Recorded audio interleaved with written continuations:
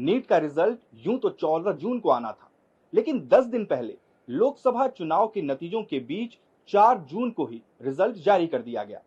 और जब नतीजे आए तो 1, 2 या 3 नहीं, बल्कि कुल 67 बच्चों ने नीट की परीक्षा में 720 में से 720 अंक लाते हुए टॉप रैंक हासिल की।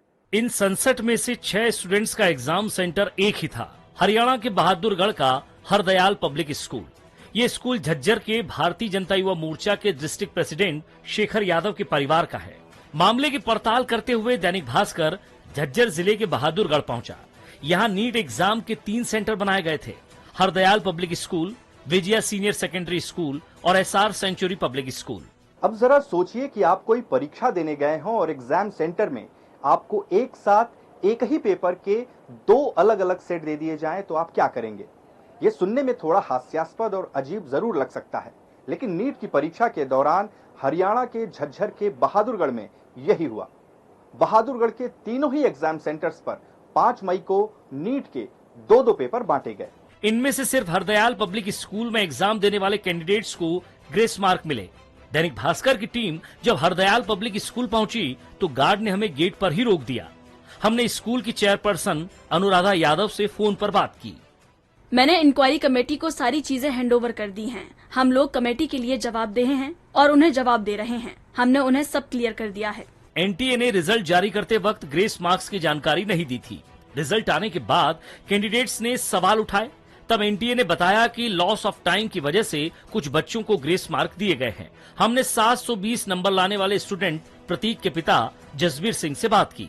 5 मई को पहले उन्होंने एसबीआई का पेपर दिया था, उसके आधे घंटे बाद केनरा बैंक का देख के और वापस ले लिया गया था और केनरा बैंक का सोल्व करने के लिए दिया था, जबकि बाकी सेंटर पर हर जगह एसबीआई का पेपर दिया गया था और एक्चुअल में वही सोल्व करना था। एसबीआई वाले के कोड थे QRST और केनरा बैंक के कोड थे MNOP। हरदयाल पब्लिक स्कूल में MNOP कोड के पेपर दिए गए थे। जसबीर बताते हैं कि बाद में जब कोचिंग सेंटर की तरफ से आई आंसर की पेपर की आंसर की से मैच नहीं हुई, तब एनटीए ने क्लियर किया कि कोड चेंज हो गया है और दोनों कोड के पेपर चेक होंगे। हालांकि बच्चों को कोई एक्स्ट्रा टाइम नहीं दिया गया, न ही लॉस ऑफ टाइम के बारे में कुछ स्पष्ट किया गया। हरदयाल पब्लिक स्कूल की प्रिंसिपल लॉस ऑफ टाइम की बात को सिरे से नकार रही हैं। हमसे कहा गया था कि 5 मई की सुबह 8:30 बजे झज्जर की एसबीआई ब्रांच और कैनरा बैंक दोनों से बॉक्स कलेक्ट करना है।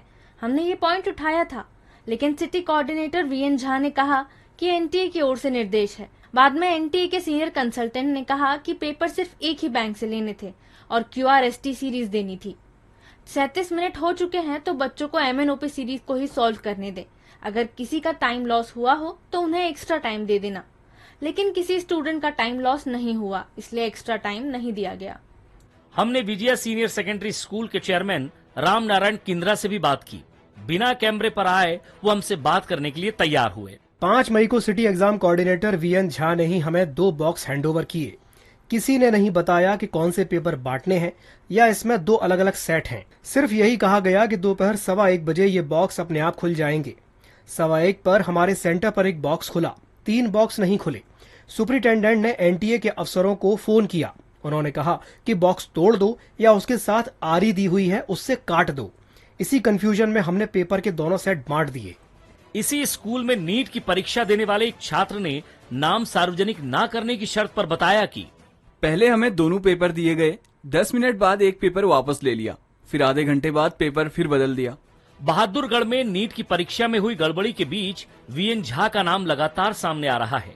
VN Jha SR century public school के प्रिंसिपल हैं और नीट के सिटी कोऑर्डिनेटर भी थे। हमने इस मामले में उनसे भी बात की।